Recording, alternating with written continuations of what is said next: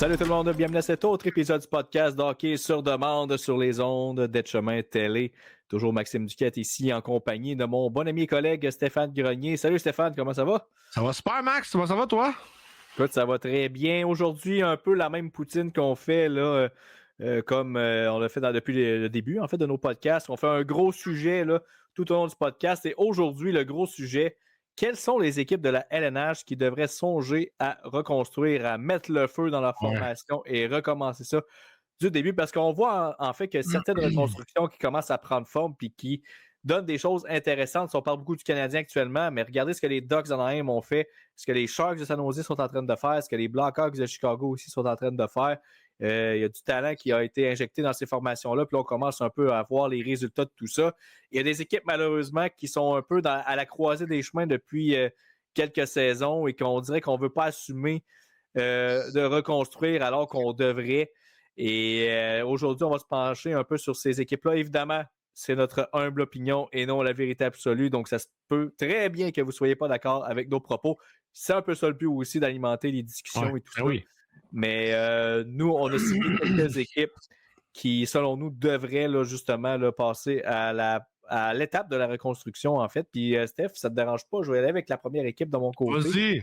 Une équipe que je ne t'ai pas nommée lors de notre préparation tantôt.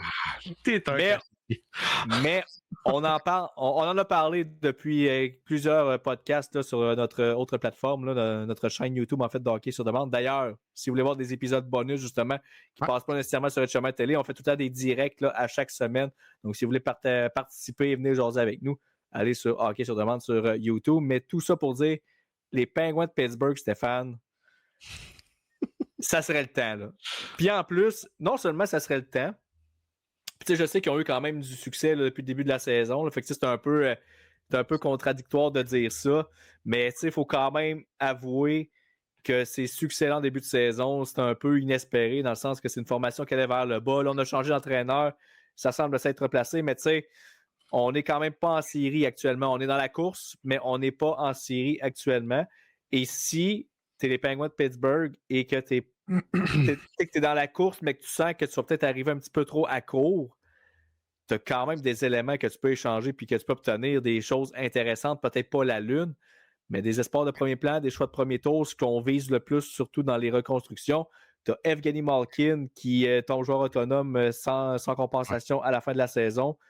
Sinon, tu as Crosby, si tu veux finalement faire la coupure puis vraiment y aller avec la reconstruction, il lui reste encore 2 ans son contrat, cette année plus l'an prochain. Lui, tu pourrais ramasser quand même plusieurs éléments importants. Même chose pour Christopher Letang. Donc, tu sais, la coupure émotionnelle, elle va être dure à faire du côté des Pingouins parce qu'évidemment, tout le monde pense que Crosby va terminer sa carrière à Pittsburgh. Même chose pour Letang, même chose pour Malkin.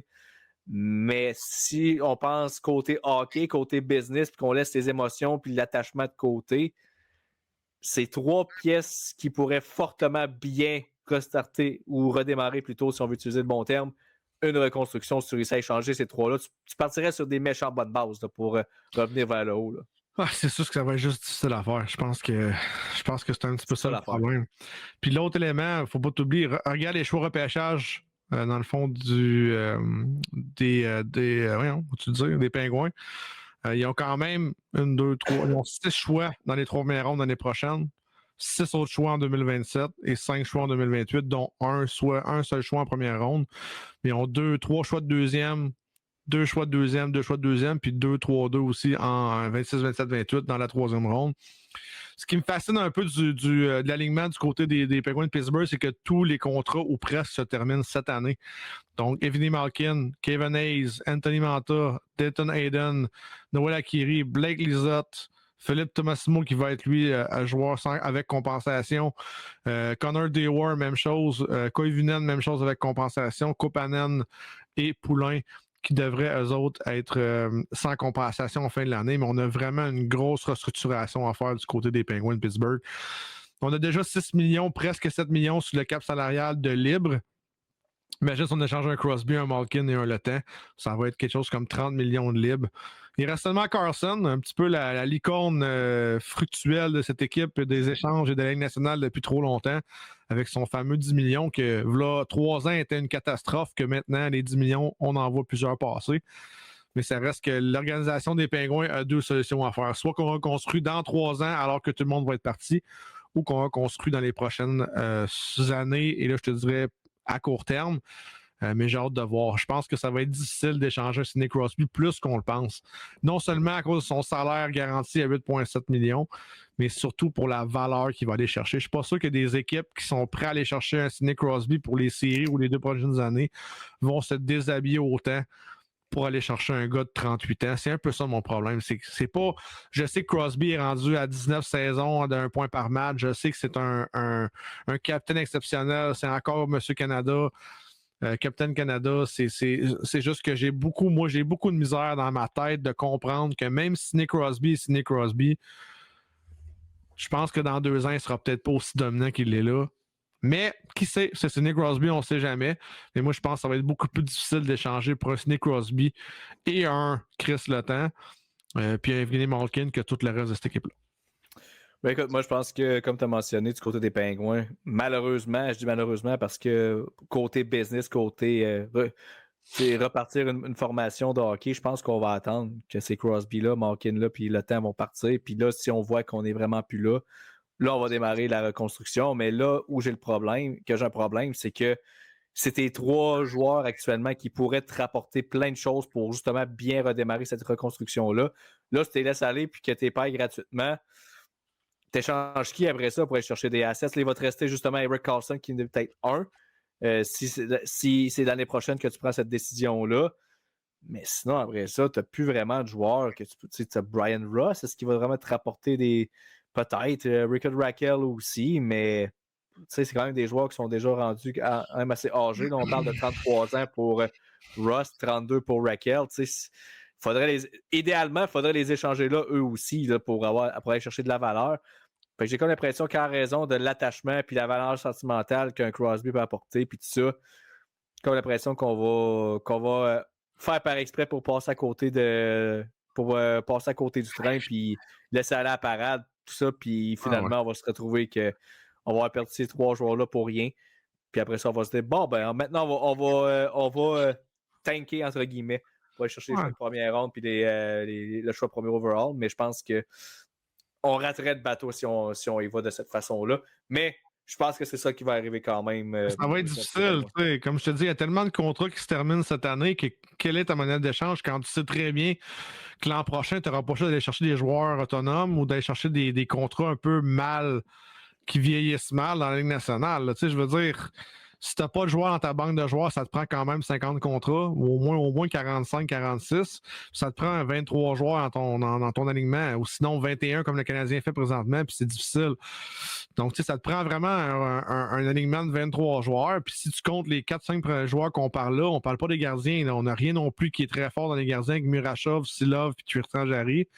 Jarry, ça fait des années que ça ne fonctionne pas. Donc, ça va être difficile d'avoir la légitimité d'aller chercher des joueurs qu'on va aller chercher du côté des Pingouins ou de liquider des joueurs quand que tout le monde sait qu'ils n'auront plus de joueurs à la fin de l'année, tu comprends?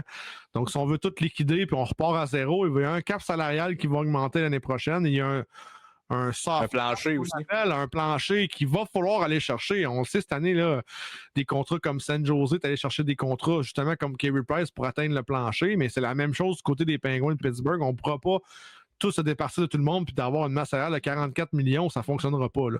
Donc, c'est vraiment un jeu qui vive. Puis moi, ce que j'aimerais, si jamais on échange, c'est qu'on ait cherché des choix de première ronde en 2027, 2026, 2028. On en parlait sur l'autre podcast, Maxime. Il y a quand même des bons éléments dans les prochains repêchages qui vont être bons, qui vont pouvoir relancer une équipe plus rapidement que 3-4 ans. Mais je crois quand même qu'on prépare tranquillement pas vite l'après Crosby et l'après le fameux top 3, là, Crosby, Malkin et Letang, mais que ça va passer par le repêchage. Je pense que je pense que c'est peut-être ce qu'on voulait faire du côté de Toronto, mais qu'on n'a pas été capable parce que c'était Toronto, puis là, on a la chance de le faire là, avec les Penguins de Pittsburgh du côté de l'organisation.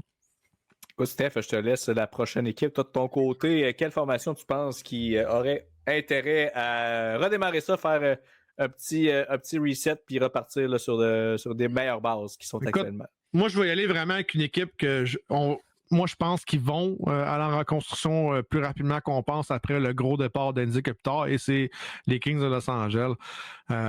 Adrian Kempe, avec son 10,6 millions, je pense que ça va faire mal à cette organisation-là à long terme, malgré que c'est juste 5 ans. Mais je crois que l'organisation a des bons éléments avec Quinton Byfield, a des bons éléments quand même avec Fiala, mais je ne vois pas cette équipe-là à long terme être dominante. Corey Perry a 40 ans.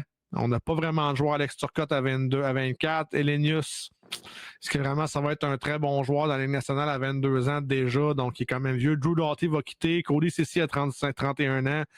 Brian Dumoulin, 34. Joel Edmondson qui a seulement 32. On pense qu'il a 44 dans nos têtes, Max, mais il a quand même juste 32 ans.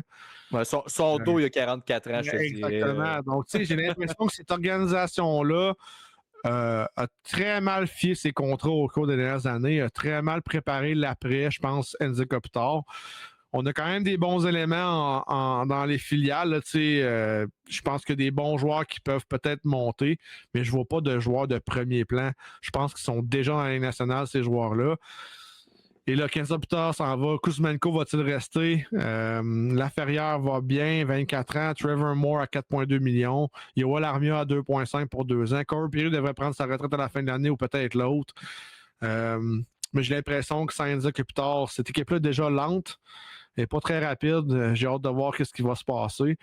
Et ils n'ont pas de choix de repêchage ben dans les prochaines années. Là. Seulement un choix de première ronde et un choix de deuxième ronde dans tous les prochains 3 repêchages.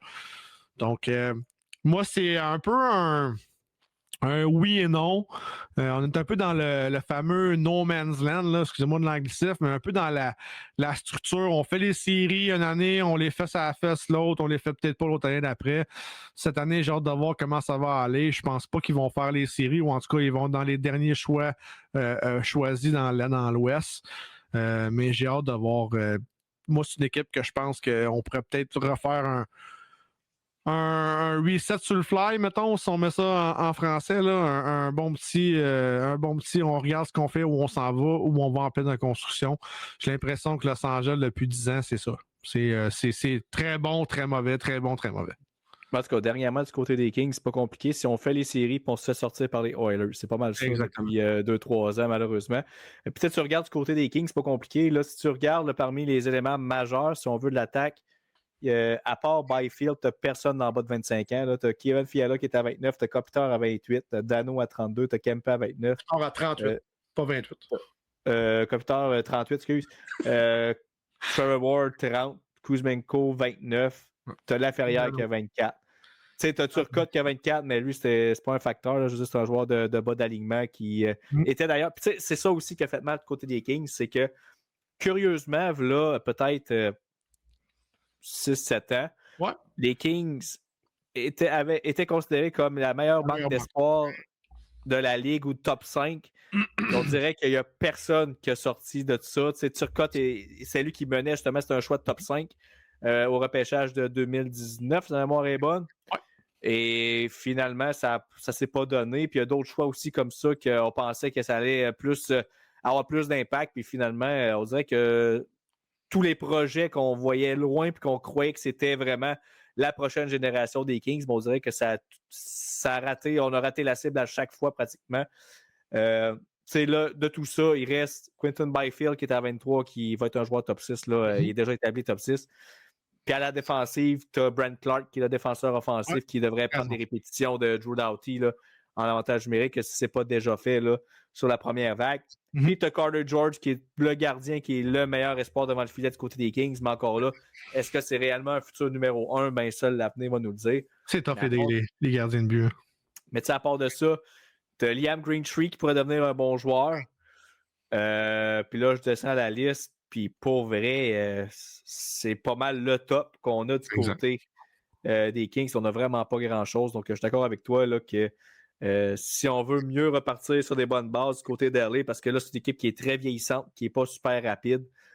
Va falloir à un moment donné prendre la décision. Puis, tu sais, tu as Philippe Dano qui est joueur autonome dans 2 ans. Donc, ça en est une pièce qui pourrait servir. C'est une équipe qui, à date limite de transaction, qui recherche un bon 2-3e centre défensif. Là, on le voit à Montréal lors de leur poussée vers la Coupe Stanley lors de la saison COVID. Philippe Danoux était dans les culottes pratiquement de tous les meilleurs éléments de l'autre équipe, l'autre bord, puis il a fait du travail colossal. Puis il est encore capable de le faire, donc ça peut être une bonne monnaie d'échange à date limite pour aller chercher des trucs. Sinon, il y a cette année, si les Kings s'écroulent puis qu'on n'est vraiment pas dans le portrait, ben, tu as Kopitar que son contrat se termine cette année. Kuzmenko peut peut-être aller chercher des éléments un petit peu moins importants, mais peut peut-être aller chercher un espoir B si on veut, un choix de 2 3e ronde. Sinon, tu as Fuegel qui se termine dans 2 ans, tu as Armia qui se termine dans 2 ans, Drew Doughty qui se termine dans 2 ans, donc l'année prochaine. 11 millions, ça. C'est 11 millions, mais on peut retenir la moitié du salaire au pire ou des trucs du genre pour alléger le tout. Mais Drew Doughty, ça en est un défenseur vétéran qui pourrait certainement attirer l'attention de quelques équipes qui veulent aller loin en série. Ça aussi, ça pourrait être une autre monnaie d'échange assez importante. Puis sinon, ben, tu as les 2 gardiens qui se terminent dans 2 ans. Là, Anton Forsberg, mais qui n'est pas vraiment... c'est pas un gardien de premier plan. Puis tu as Kemper qui peut peut-être intéresser une équipe qui a besoin d'un gardien numéro 2 au cas où qu'on ait des blessures ou qu'on a déjà des blessures puis qu'on veut essayer de se donner une chance pour faire les séries ou d'aller loin.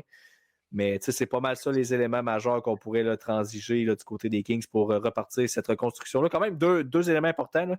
Je veux dire, Kopitar, en fait 3, parce que je mettrais Dano aussi, mais Kopitar cette année, puis après ça, l'année prochaine, c'est surtout l'année prochaine qu'on pourrait frapper fort avec Dano puis Drew Doughty. Ouais, puis je regardais la banque défensive, elle n'a pas. Là. Le seul choix de haut placé, ça a été Samuel Bolduc en choix de 2e ronde en 2019 déjà.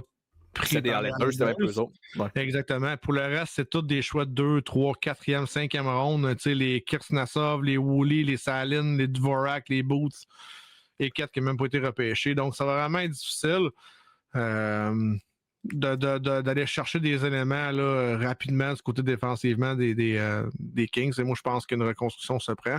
Faut pas oublier aussi que Mike Richards se fait encore payer jusqu'en 2032. Les Kings. Donc, ça avec, c'est une autre affaire. Sinon, prochaine équipe, et je vais peut-être en surprendre quelques-uns, mais vous allez voir mon explication et vous êtes libre de ne pas être d'accord, mais les Maple Leafs, je pense qu'il y a un examen de conscience qu'on devra faire. Là. Le départ de Marner, on avait parlé dans les autres podcasts précédents, le départ de Marner semble avoir énormément affecté cette équipe-là. Puis si on le voit encore une fois, en fait, semaine dernière contre le Canadien, cette équipe-là. Tu sais, oui, Matthews n'était pas là, Nice n'était pas là, mais ils se sont fait servir une leçon de hockey par une équipe qui devait être moins bonne qu'eux, puis qui avait des blessures aussi, là, le Canadien, évidemment. Ça allait vite par moment. Comme l'impression que c'était pas juste le core 4 le problème, c'est la structure au complète de cette équipe-là, qui n'a toujours pas de bon gardien numéro 1 en passant. C'est ni Wall et Stolarz qui fait le travail là, actuellement. Wall qui vient de revenir au jeu, mais c'est difficile. Stolarz qui est blessé présentement, on n'a pas tant de relève à ce niveau-là. La seule chose ce qui fait mal du côté des Leafs, puis qui va être difficile de démarrer de reconstruction, du moins dès maintenant, c'est que contrairement aux 2 équipes qu'on a mentionnées avant, ils n'ont pas de joueurs vraiment qui peuvent liquider à court terme. S'ils veulent échanger des joueurs, c'est tous des joueurs qui sont signés. Tu sais, Matthews reste encore 2 ans après son contrat ici. Nylander, il vient de signer pour un long moment. Matthew Nice vient de signer jusqu'en 2031. Tu as John Tavares qui vient de re-signer pour 4 ans. Fait que si tu veux mettre la dynamite dans cette équipe-là, il va y avoir beaucoup de transactions hockey, entre guillemets, là, qu'on va. C'est sûr qu'ils ont plus de valeur à ce niveau-là. Par contre, là, c'est bon, mais en même temps, qui a les moyens parmi les équipes qui. C'est sûr que la masse salariale va augmenter, là, mais qui va avoir les moyens de se payer un 11,5 millions de William Nylander au complet parmi les équipes qui sont aspirantes ou qui veulent aspirer aux grands honneurs parce que ce ne sera pas les Sabres de Buffalo qui vont aller chercher William Nylander. Ils ne sont pas rendus là. Ça va être une équipe qui veut vraiment pousser pour aller loin en série dès l'an prochain. Il n'y a personne qui va ramasser un 11,5 comme ça, à moins qu'on ramasse le salaire du côté de Toronto. Mais là, si tu donnes du salaire pour l'équipe qui veut ramasser Nylander, ça implique que tu vas donner un bon joueur aussi. Fait que finalement, ça va être 4,30 sous pour une pièce. Il y a en défensive qu'il y a quelques joueurs qui vont devenir joueurs autonomes dans 2 ans, mais tu sais, c'est des défenseurs de second ordre. Tu as Brandon Carlo qui est quand même bon, mais c'est pas mal lui qui a le plus de valeur. Mais tu as Simon Benoît, Philippe Myers, Dakota Mermis, c'est pas des gars que tu vas aller ramasser des espoirs de premier plan, puis des choix de première ronde aussi. Fait que tu sais, selon moi, je pense qu'il faudrait qu'on recommence du côté des Maple Leafs, même si on vient pratiquement de faire une reconstruction en allant chercher les Marner, les Matthews, les Nylander et tout ça, puis que là, on est dans la fenêtre actuellement, mais on voit que ça ne fonctionne pas du tout du côté des Leafs. Mais moi, je pense qu'ils devraient mettre la dynamite là-dedans, mais en même temps, je ne suis pas non plus stupide à ce point-là. Je sais qu'ils ne le feront pas. en raison des choses que je viens de mentionner, qu'il y a trop. Il n'y a pas d'éléments qu'on peut liquider là pour aller se positionner pour bien démarrer cette reconstruction-là. On a juste des contrats à long terme qui vont être difficiles à passer là, à d'autres formations. Ouais, puis tu regardes les contrats, tu sais, ça fait une couple de semaines, je l'ai dit, mais je pense qu'Aston Matthews ne marquera plus jamais 50 buts dans la Ligue nationale. Je pense que le meilleur élément de cette organisation-là, c'est William Nylander. Puis ça va être dur d'aller le chercher. Je pense que c'est un joueur qui, après le départ de Mitch Marner, est très difficile. Je pense que c'est plate pour Matthew Nice, qui est vraiment l'élément du futur de cette équipe-là. Là. C'est lui qui prend le plus de galons. C'est lui qui a donné le plus d'espoir à cette organisation-là. Puis le départ de Mitch Marner fait du mal. Là. Une défensive tellement poreuse, pas une grosse défensive, là, malgré que on a essayé de chercher des joueurs qui étaient plus physiques en Benoit, Carlo et Ekman Larson. Ça n'a pas fonctionné. Brandon Carlo est une feuille de papier présentement. Dans les buts, Joseph Ward est le futur, mais c'est-tu vraiment le gardien numéro 1 alors qu'il a 27 ans déjà? Là, ça fait déjà longtemps qu'on essaie de l'attendre dans la Ligue nationale et ça a été difficile, ça n'a pas été fait. On a Chris Tanev qu'on va payer encore 3,8 millions pour les 5 prochaines années. Se rachat de son contrat, ça avec, ça va faire mal à long terme vu qu'il est blessé pas mal souvent. Écoute, moi je pense que les Leafs ont vraiment besoin de voir comment on va fonctionner. La banque d'espoir est vraiment au neutre. On n'a personne qui s'en vient non plus. C'est là mon autre point aussi que j'allais mentionner, c'est qu'on Ben Benfer, je ne crois pas là-dessus. Blake Smith non plus défensivement. Choa Chadwick encore moins. Les autres éléments sont tous en haut de 25 ans. Puis offensivement, la seule espoir que je verrais peut-être, c'est Olinka. Miroslav Olinka, peut-être. Est-ce que ça va être leur meilleur espoir est actuellement avec l'équipe, c'est Easton Cowan. Puis encore là, on ne sait pas si ça va devenir un gars de 80 points ou plus un gars de 50-60. Mais c'est leur meilleur cheval actuellement là, sur la piste de course, c'est lui. Mais après ça, comme tu as dit, c'est très mince. Fait que tu sais, ce qu'on voit des Leafs présentement, à moins qu'on réussisse à faire des transactions ou des grosses signatures, mais le 3/4 du temps, les signatures sur le marché des joueurs autonomes, c'est une lame à double tranchant. Puis on se tranche souvent du côté des équipes avec le mauvais bord là, de la lame. Là. Fait que c'est rarement des bonnes signatures. Donc, l'autre avenue qui reste, c'est les transactions. Mais là, on n'est quand même pas non plus à NHL 26, qu'on appuie sur quelques pitons, puis on appuie sur Start, puis la transaction est faite. Là, je veux dire, il faut quand même réussir à passer ces contrats-là, ce qui n'est pas chose faite. Donc, tu sais, ce qu'on voit actuellement des Leafs, c'est ce qu'on a de meilleur et c'est pas suffisant actuellement. Fait que c'est pour ça que pour moi, ça serait une équipe que, comme j'ai dit tantôt, je mettrais la dynamite là-dedans et on recommence parce que ça ne fonctionne pas. Ça n'a pas fonctionné quand on espérait, lorsqu'on pensait qu'on avait le meilleur groupe d'attaquants avec le top 4 qu'on avait. Là, on enlève un morceau puis c'est encore pire. On l'a pas. Non seulement la transaction, on n'est pas allé chercher des choses de vraiment excellentes. Là, on est cherché. Peut-être Nicolas Roy, c'est un bon joueur de profondeur, mais on n'a jamais remplacé le départ, ou du moins la production de Mitch Marner. Puis au-delà de la production, on dirait que ce départ-là a affecté énormément l'équipe au niveau chimie, au niveau j'allais dire relationnel, mais au niveau du fait que c'est un bon chum qui s'en va, puis on ne l'a pas remplacé, puis je pense qu'il y a certains joueurs qui ont encore une crotte sur le cœur par rapport à ça. Et ça se transmet sur la glace là, au niveau des performances. Ouais, puis tu sais, le dernier élément que je vais ajouter, c'est les repêchages qui s'en viennent. On n'a aucun choix de première ronde dans les 2 prochaines années. Aucun choix de 2e ronde cette année. Un choix de 2e ronde puis un choix de 3e ronde seulement dans les prochaines années. Ça va vraiment être difficile du côté des Leafs. Je pense que l'organisation... Je ne sais pas si la Ville de Toronto est prête à faire comme le Canadien de Montréal a fait il y a peut-être 4-5 ans et de comment recommencer. Je ne sais pas si la Ville est prête à faire ça. Je ne sais pas si les fans, avec leur mallette et leur travail dans les buildings, veulent le faire parce qu'on va se dire à Toronto, on n'arrête pas de se faire dire que les fans sont poches. Mais j'ai hâte de voir. Moi, je pense que ça prend une reconstruction complète. Je pense qu'il va falloir liquider. De toute façon, on va perdre probablement Auston Matthews dans 3 ans ou dans 2 ans. C'est un joueur, je pense pas qu'il va re-signer au Canada. Je pense pas qu'il va vouloir re-signer à l'âge de 31 ans. Il va chercher un autre contrat. Et c'est pas le leader contesté présentement. Là. C'est pas le très gros leader. C'est vraiment William Nylander qui tire la charrette avec Matthew Nice et John Tavares qui offre un très bon contrat au Leafs présentement. Là. Il est très bon cette année. Donc, écoute, on a des contrats qui vont se terminer. C'est pas très cher. Tu sais, Max Domi à 3,7, c'est pas super cher. Dakota Joshua à 3,2, c'est pas des contrats qui sont chers, mais c'est pas des joueurs de premier plan. Puis on l'a vu cette année. Là. Quand on manque un élément, quand il manque un joueur de 100 points qui fait tes jeux, un fabricant de jeux comme Mitch Marner est, mais l'équipe tombe en panne. Puis là, on le voit vraiment.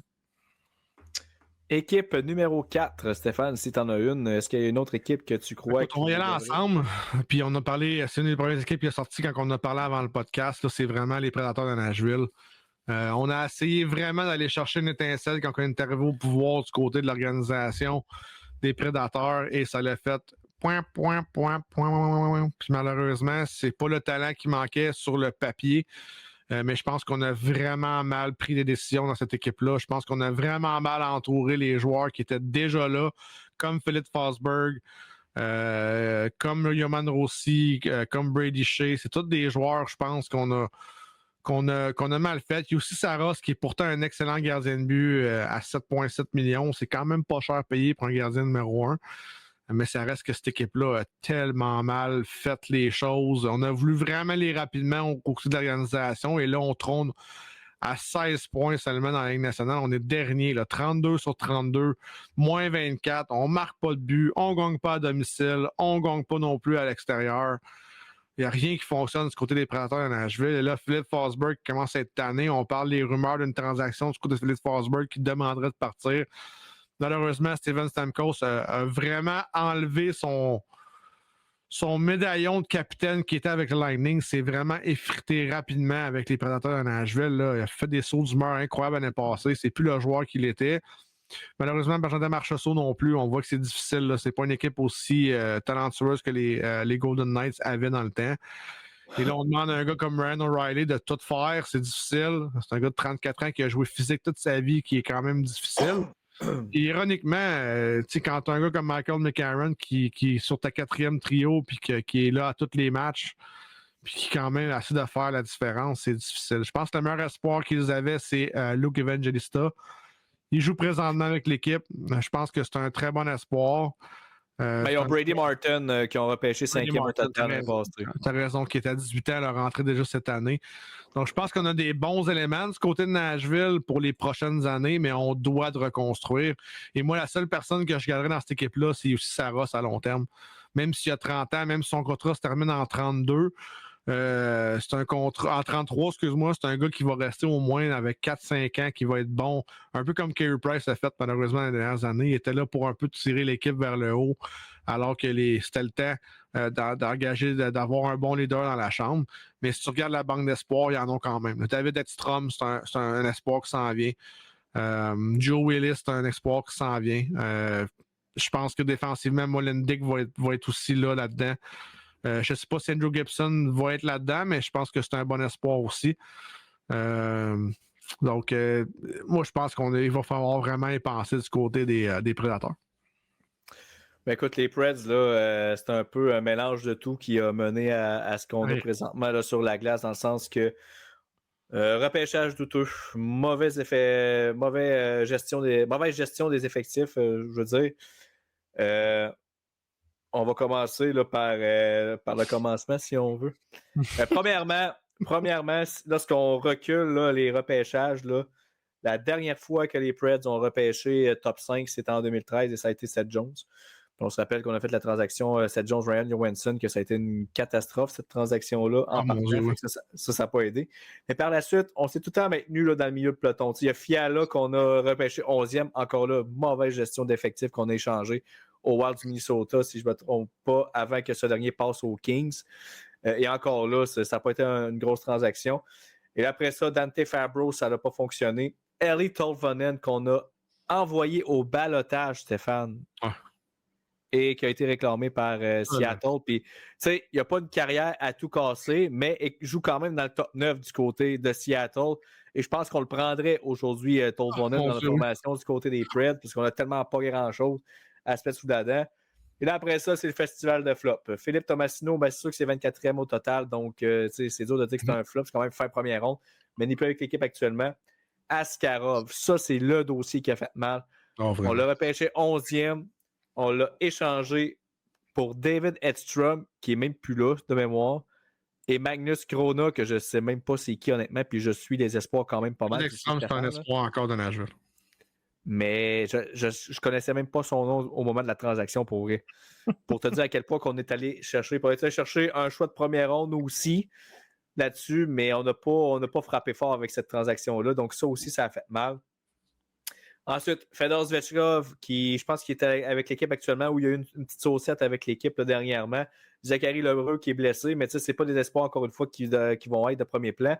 Après ça, Joachim Kemel, qui est un autre espoir qui était bon en Finlande, mais tarde avant de s'amener du côté des Preds. Je pense qu'il est encore dans la Ligue américaine là, actuellement. Ça va quand même bien. Il y a des bonnes saisons, mais on dirait qu'on ne veut pas l'amener du côté de Nashville. Et là, après ça, on poursuit Matthew Wood, qui, je pense, qu'il a fait ses débuts aussi cette année là, avec les Preds, mais c'est pas une super vedette en devenir. Là. Il a quand même 10 points en 14 matchs, donc ça va quand même bien, mais est-ce qu'il va atteindre un niveau d'un gars d'un point par match? On ne le sait pas.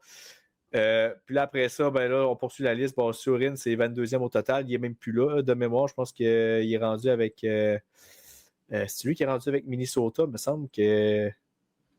non, ok, je me mêle avec Yurov. C'est Yurov qui est avec Minnesota. Donc, lui, il est encore dans la KHL. Puis là, tu as Brady Martin qui est top 5 là, cette année, qui est un peu le début, si on veut, de la reconstruction, mais c'était pas voulu.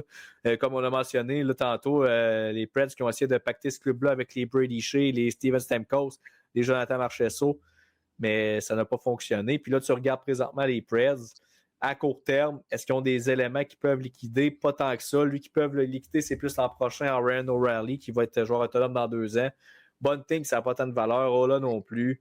En défensive, lui aussi qui est signé encore pour 2 autres années. Shea qui est signé à long terme. Nicholas Hag qu'on vient d'aller chercher du côté de Vegas qui est signé encore pour 3 ans. Fait que tu sais, on n'a quand même pas tant d'éléments qu'on peut liquider du moins, mettons, à date limite, mais c'est sûr qu'on peut toujours faire des transactions au hockey durant la saison morte. Mais Nashville, c'est une équipe qui, trop longtemps, là, se tient en milieu de peloton. On n'accède pas à la vitesse supérieure, puis c'est pas avec ce groupe-là qu'on a actuellement qu'on va accéder à la prochaine étape. Puis au niveau des espoirs, comme j'ai dit, il y a Brady Martin qui c'est leur plus gros. Puis après ça, il y a Tanner Molendyk qui peut être bon en défensive. Puis c'est pas mal ça, je te dirais. Ils ont pas... ils ont peut-être des joueurs qui vont percer le club, mais des joueurs qui ont le calibre d'être, exemple, attaquant top 6 ou défenseur top 3, top 4. C'est pas mal les deux que je viens de te nommer. Il y a Kemel, là, que c'est peut-être lui aussi qui pourrait jouer dans le top 6, mais comme j'ai dit, on dirait qu'on ne veut pas le monter du côté de Nashville. Il a juste 21 ans, il est encore jeune, mais, mais je pense qu'il aurait sa place actuellement avec les Preds, avec le groupe qu'on a. Effectivement. Prochaine équipe. De mon côté, je vais aller avec les Canucks de Vancouver, Stéphane. Oui. Quand on parlait d'équipes qui sont un peu dans le no man's land, là, les Canucks en est une pas pire. c'est pas mal ça qu'on pense quand on parle du no man's land. Et c'est tout ça en raison des blessures de Thatcher Demko qui n'aident jamais. Là. Puis tu sais, tu regardes leur formation actuelle, c'est pas tout cassé non plus. Mais du côté des Canucks, comme on l'avait dit, je pense que dans les derniers podcasts, justement télé, quand on faisait l'examen des équipes canadiennes, voir c'était qui les prochaines là, à aspirer à la Coupe Stanley au Canada. On avait mentionné du côté des Canucks que depuis le départ des Sedin, on n'a pas réussi à retrouver ce niveau de standard-là qu'on a déjà eu.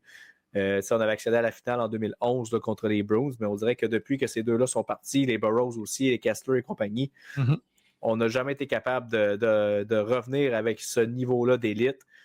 Et tu regardes présentement, la formation, tu as Peterson qui, ça va un peu mieux cette année, mais il se cherchait pendant un méchant bout dernièrement.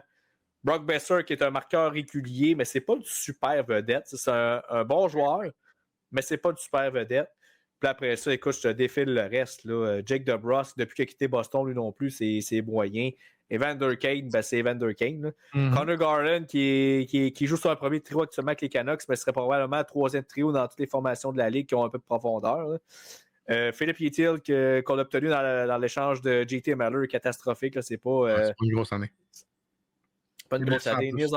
Nils Oglander, Drew O'Connor, Teddy Bluger, Kiefer Sherwood, Lucas Reichel qu'on a ramassé au balotage, David Kempf qu'on a ramassé aussi récemment. Il n'a pas long, hein? Écoute, cette attaque-là est ennuyante. Là. C'est pas une attaque qui est le fun. Puis défensivement, c'est pas mauvais. Tu as Quinn Hughes qui est la super vedette. C'est Roenick qui rentre fier service. Peterson qui est un bon défenseur défensif. Myers qui est rendu à 35 ans. Il ne rajeunit pas par contre. Forbort non plus qui est à 33 ans. Là, on a monté tout récemment Tom Willander. On a Elias Peterson, l'autre Peterson qui porte le même nom en défensif. Puis Pierre-Olivier Joseph. Mais écoute, cette formation-là est à des milles derrière plusieurs autres équipes pour être aspirantes à la Coupe Stanley. Mais la bonne nouvelle pour eux, par exemple, c'est qu'ils ont du stock à liquider. Mais avant d'y aller là, je vais te laisser y aller aussi avec quelques commentaires. Écoute, moi, ce que j'aime pas cette équipe-là, c'est le nouveau contrat de Garland à 6 millions pour 5 ans. Puis après ça, on n'a rien. Comme tu dis, on n'a rien. Puis malheureusement, Atourati, encore, on ne peut pas dire qu'il est encore jeune à 23 ans, mais il ne fait rien présentement pour être un grand espoir. J'aime pas aussi... on avait obtenu Bo Horvat quand même. Bo Horvat qui est rempli de filets du côté de New York. Ça aussi, ça fait mal. Exactement. Donc, ça l'aide pas. Puis on n'a pas d'autres espoirs vraiment qui jouent présentement avec National. Notre plus jeune joueur, c'est Lucas Reichel puis Antiratu. Ratti, je veux dire, donc ça l'aide pas vraiment. Défensivement, ce que j'aime pas, c'est qu'on n'a rien. On n'a pas de fiscalité. À part Tyler Myers, qui honnêtement pas de la misère, mais qui est rendu à 35 ans, peut faire ce qu'il voulait avant. On a des joueurs de finesse comme Hughes, Roenick puis Peterson, mais ça reste que c'est pas des. Roenick qui était avec mes Red Wings puis qui était prévu à. Je pense que ça a été un échange qui a bien fait aux Red Wings parce qu'on est allé chercher des meilleurs joueurs après. Mais ça reste que. Selon moi, c'est une défensive qui est difficile. Quinn Hughes est un petit peu tout seul. On sait qu'il ne veut pas non plus peut-être re-signer là-bas dans 2 ans. En fait, l'année prochaine, il irait peut-être rejoindre ses frères avec le New Jersey. On sait que c'est une grosse rumeur. Mais ça reste que je pense qu'on est rendu là du côté de Vancouver. On a fait tout de mal les dernières années. On a nommé un coach avant un DG.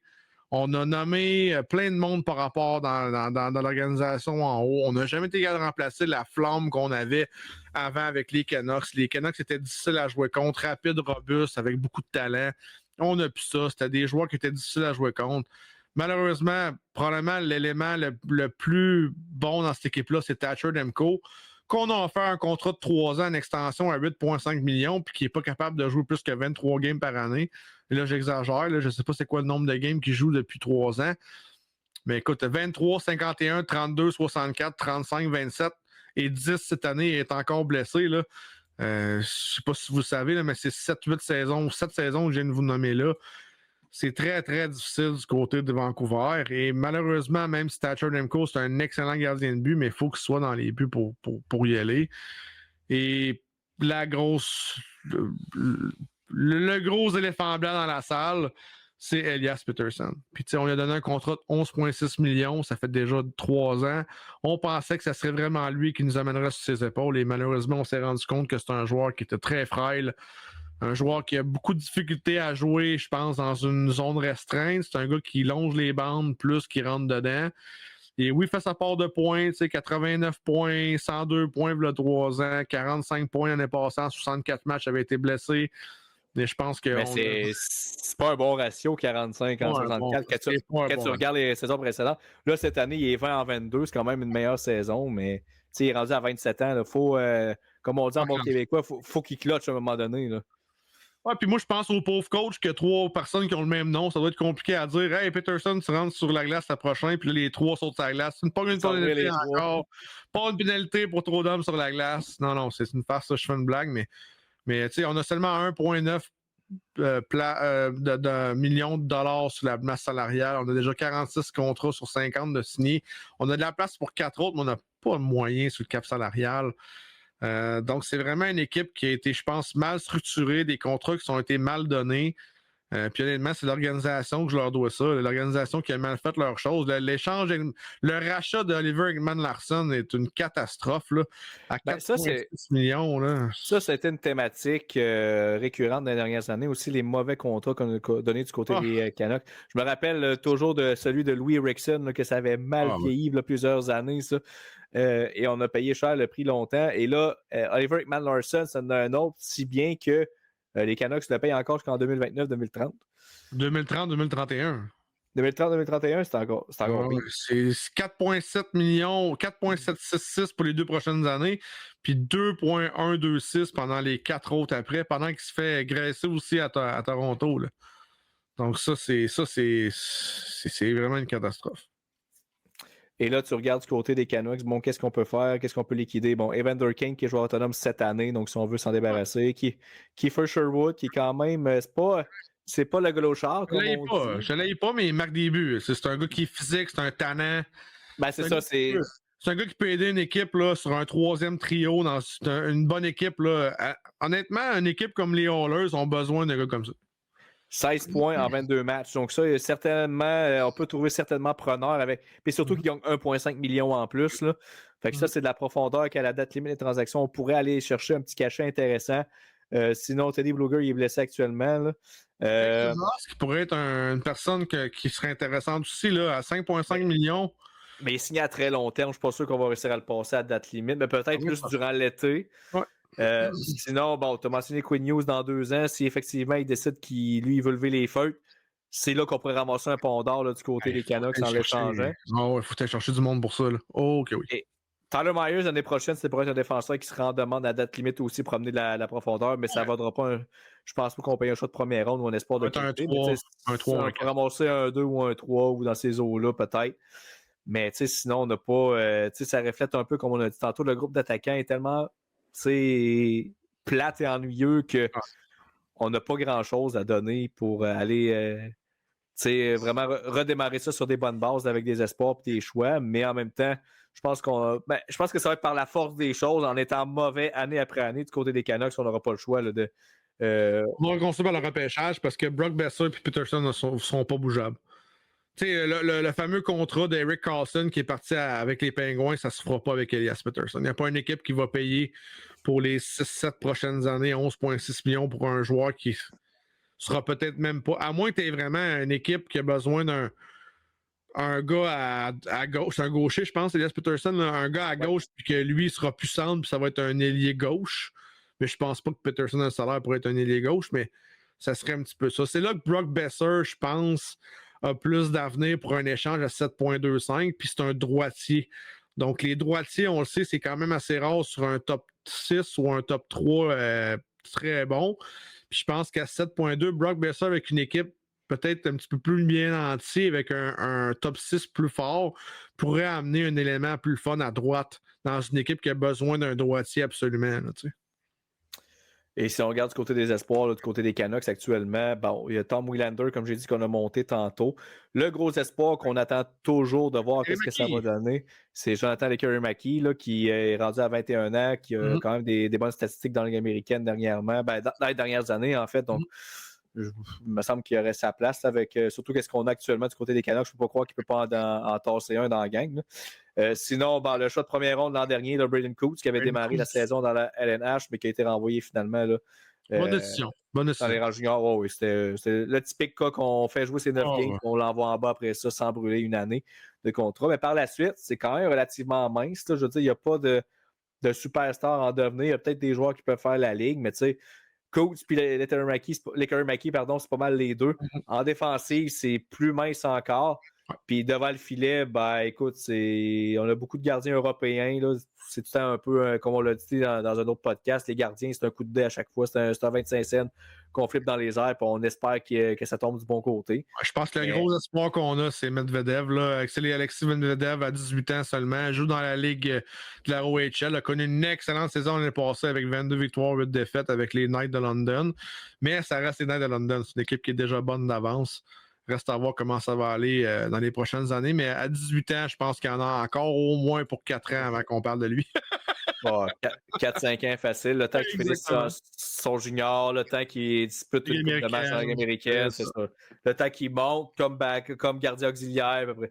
On le verra pas avant 5-6 ans. Ce qui me surprend le plus des Canucks, c'est qu'on n'a pas beaucoup de défenseurs dans la banque. Seulement 4 qu'on voit là, dont 2 qui ont en haut de 23 ans. Victor Mancini et Jimmy Stuhl, qui a 30 ans. Mais on n'a pas repêché de défenseurs du côté de Vancouver. Puis nos défenseurs qu'on a sont déjà rentrés. Elias Pettersson et Tom Willander. Mais on n'a rien après là, qui va vraiment s'en venir à court terme. Donc, c'est vraiment bizarre. Il va falloir vraiment faire une structure. Comme tu dis, je pense que cette équipe-là va repêcher dans les bas-fonds pendant les prochaines années. Puis c'est ce qu'il va faire si on repêche bien ou on a des chances d'aller chercher des gros joueurs, va aider à redorer cette équipe-là. La bonne nouvelle, c'est qu'ils ont leur choix de première ronde dans les 3 prochains repêchages, au moins. En 2027, ils n'ont pas de choix de deuxième ronde, par contre. Ouais. Cet été, ils n'ont pas de choix de troisième ronde ni de septième ronde. Mais tu sais, quand on parle de Sherwood et tout ça, c'est des joueurs qu'on pourrait peut-être aller chercher justement des 2, des 3, puis un peu se garnir à ce niveau-là. Mais oui, la banque d'espoir est quand même assez mince du côté des Canucks. On a surtout été acheteurs dans les dernières années en espérant justement d'être capable de faire un bon bout en série, mais ça s'est malheureusement pas produit. Steph, je n'ai qu'une dernière équipe avant qu'on passe avec des nouvelles plus locales du côté des on aurait pu en faire 12 dans ce projet. En fait, moi, c'est pas mal la dernière que j'avais vraiment identifiée. Et c'est les Rangers de New York. Écoute, les Rangers, là, ça va pas très bien, encore une fois, cette année. Chaque fois qu'il y a des joueurs qui quittent New York, on n'a pas vraiment de bons mots à dire du côté des Rangers à l'interne. Donc, semble-t-il que cette équipe-là n'est pas très, très bien gérée. Et là, Stéphane, est-ce qu'on va faire une vraie reconstruction ou on va faire comme la dernière fois qu'on a annoncé qu'on ferait une vraie reconstruction? Je ne sais pas si tu te rappelles. On avait fait une belle petite lettre aux partisans. Là, c'était tout cute.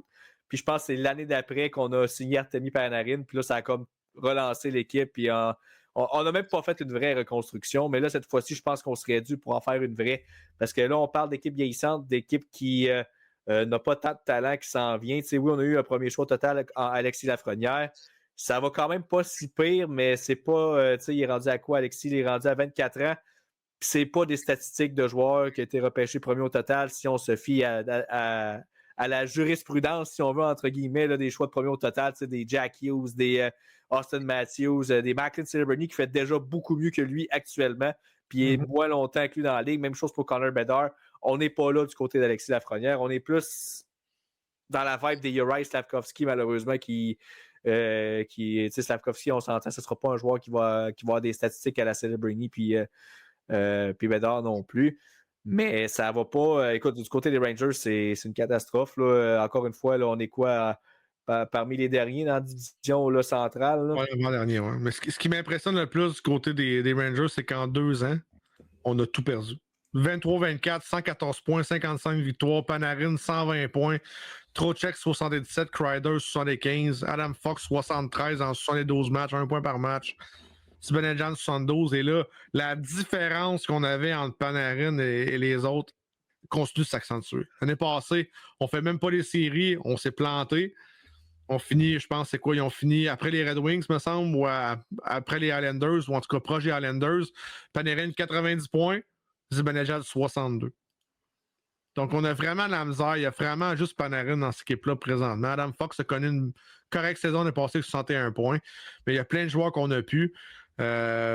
Lafrenière tarde à revenir comme un choix de première ronde, malheureusement. Je trouve ça plate pour le petit Québécois, mais c'est comme ça. Et cette année, on est encore moins bien nantis. On est très, très bon à l'extérieur. On est 1-7-1 à domicile. On a perdu nos 4 derniers matchs encore. Et là, si tu regardes les contrats, Zibanejad est encore là pour 4 ans, 5 ans avec cette année à 8,5. JT Miller, capitaine, pas trop sûr encore, pour 5 ans. Lafrenière qui est signé, là, lui, à long terme jusqu'en 31-32. On a encore beaucoup d'espoir du côté des Rangers que Lafrenière devienne un joueur premier plan. Il reste à voir à 24 ans. Encore jeune, on va se le dire. Il y a des joueurs qui explosent à 25, 26, 27. On le voit avec Tage Thompson, avec Buffalo. Mais ça reste que ça va falloir qu'on s'embraye du côté de Lafrenière. Trocheck, moi, je pense que ça va aller en pente descendante. 32 ans à 5,6 millions. Et là, dans les espoirs qu'on avait, c'est Will Coley qui est correct, mais qui n'est pas non plus vraiment la personne qui va t'aider à long terme. Radish, c'est pas un joueur de premier plan. Parssinen, c'est plus un joueur de premier plan. C'est un espoir qu'on a perdu. Et là, on n'a rien en bas. Noah là-bas, cette année, est encore sur un contrat d'entrée. Est-ce que ça va vraiment aider les Rangers? Et moi, ce qui me dérange le plus offensivement, c'est qu'Artemi Panarin, on sait la semaine passée, il y a eu des rumeurs comme quoi qu'il voulait signer en Russie, s'en allant en Russie à 35 ans. C'est un autre brique du côté des Rangers, parce que là, si on le transitionne pour des choix de première ronde, les équipes ne voudront pas l'avoir s'il est pour s'en aller.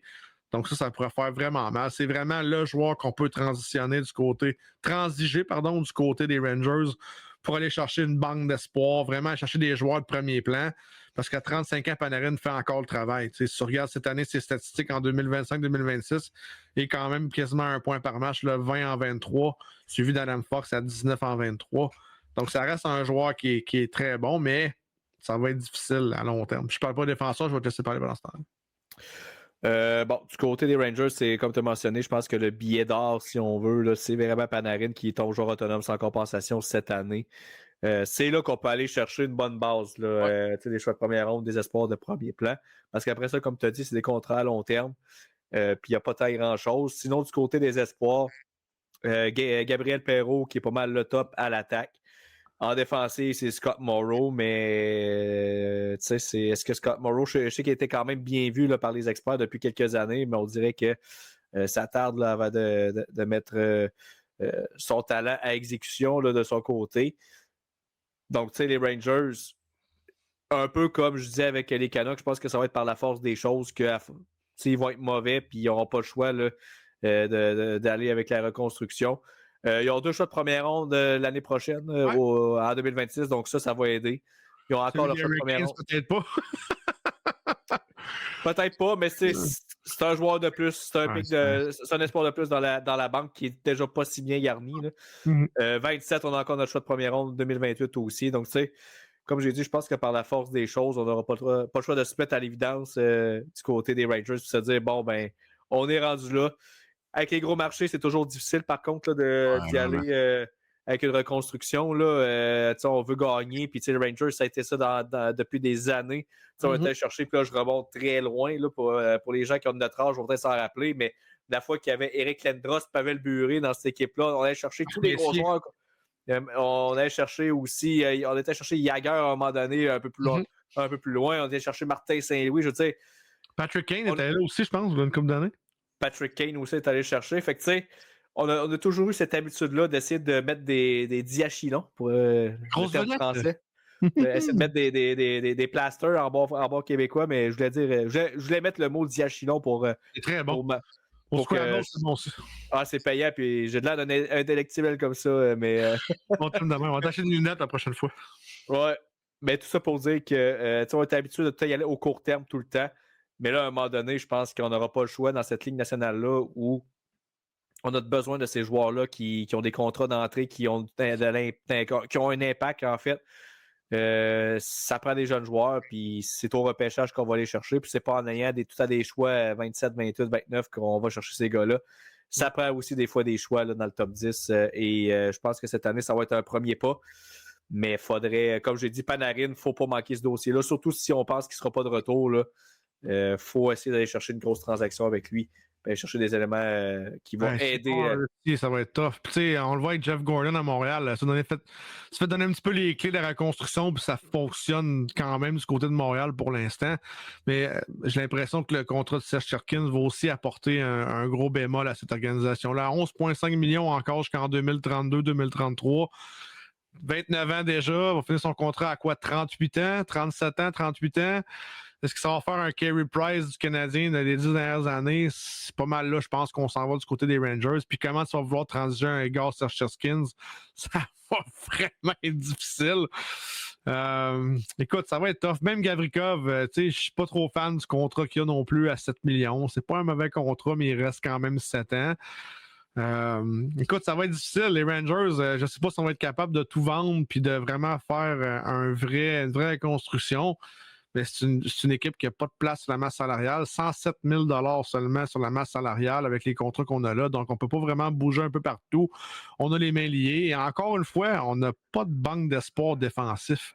À part Dorrington, puis je ne pense pas qu'il va faire la Ligue nationale de mon côté.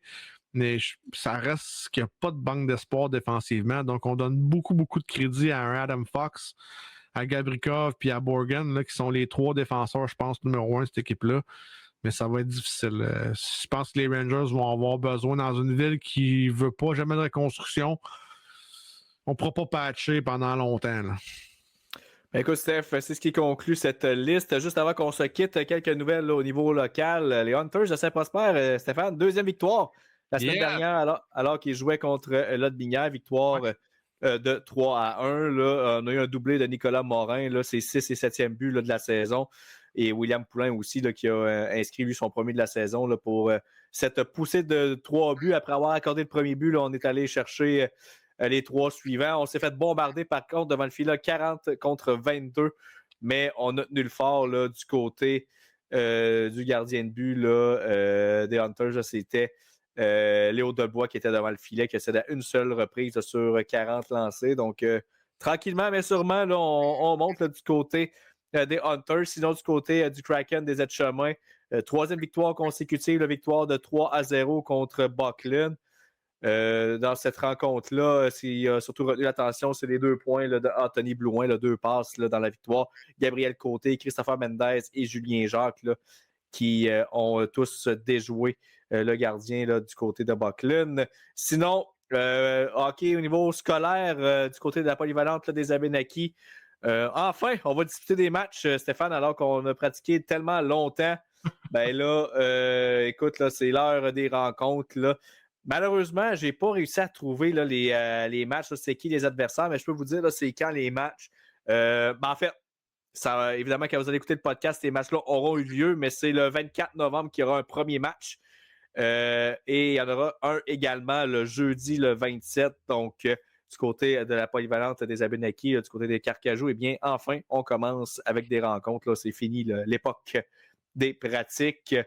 Sinon, du côté du Perfection Auto dans le junior, ça va très bien là, lorsqu'on regarde le classement. On est présentement là, au 2e rang de toute la ligue, mais on est invaincu en fait. Là. On a 4 victoires en autant de rencontres. Même chose aussi pour Saint-Georges, le Boss Mitsubishi. Les deux, là, on est les 2 seules équipes là, qui sont invaincues là, actuellement. On a 18 buts marqués contre 9 là, pour Saint-Georges.